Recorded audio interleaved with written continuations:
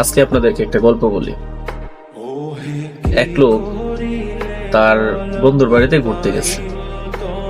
তো ঘুরতে গেলে সে বলতেছে আর কি, আচ্ছা বন্ধু, আমি তোমাদের বাজারটা একটু ঘুরে একটু দেখি। তারপরে সে বাজারে গেছে ঘোরার জন্য।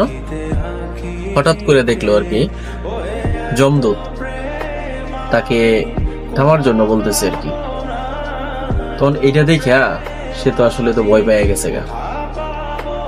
ভয় পেয়া তার বন্ধুকে বলতেছে, বন্ধু আমি তো তোমাদের বাড়িতে আমি থাকবো না। কারণটা হচ্ছে কি, আমি তোমাদের বাজারে গেছি, বাজারে যাওয়ার পরে গিয়ে দেখি তো যমদূত আমাকে ডাকতেছে আর কি। মনে হয় আমার জানটা নেওয়ার জন্য সে আমাকে ডাকতেছে আর কি। আমি তো ভয়ে আমি চলে যাব, এই জায়গাতে আমি থাকবো না। তো সে বলতেছে আর কি, তুমি এক কাজ করো, তোমার তো এই ঘোড়া পালো, তোমার খামার থেকে যে একেবারে শক্তিশালী যেটা ঘোড়া আছে, ওই শক্তিশালী ঘোড়াটা আমাকে দাও, আমি তাড়াতাড়ি করে আমার বাড়িতে চলে যাই। আমি বাড়িতে চলে যাব।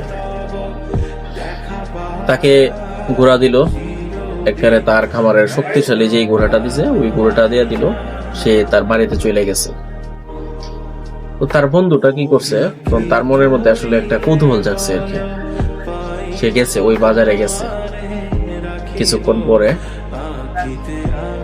যাওয়ার পরে ওই যমদূতকে সে পাইছে আর কি। পাওয়ার পরে কৌতূহল বশত ভাবে তাকে বলতেছে, আচ্ছা তুমি কি আমার বন্ধুকে তুমি কি কোনো কিছু বলছো?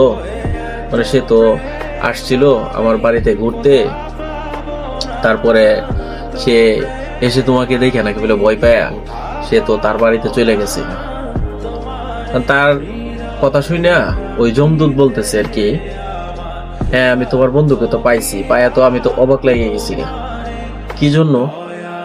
তাকে তো আজকে তো তার বাড়িতে থাকার কথা, আজকে তো তার তো আমি জান কবজ করবো, সে এইখানে কেন? এইটার দেখাই আমি তাকে থামার জন্য বলছিলাম। তো গাইস, এই গল্পটা আসলে বলার মানেটা হচ্ছে আর কি, ভাই নিয়তি, আমাদের নিয়তিতে যাই লেখা আছে সেটাই থাকবে। তো নিয়তির কোনো বিকল্প নাই। উপর আল্লাহ যেটা কপালের মধ্যে যেটা লেখা রাখছে সেটাই কিন্তু হবে।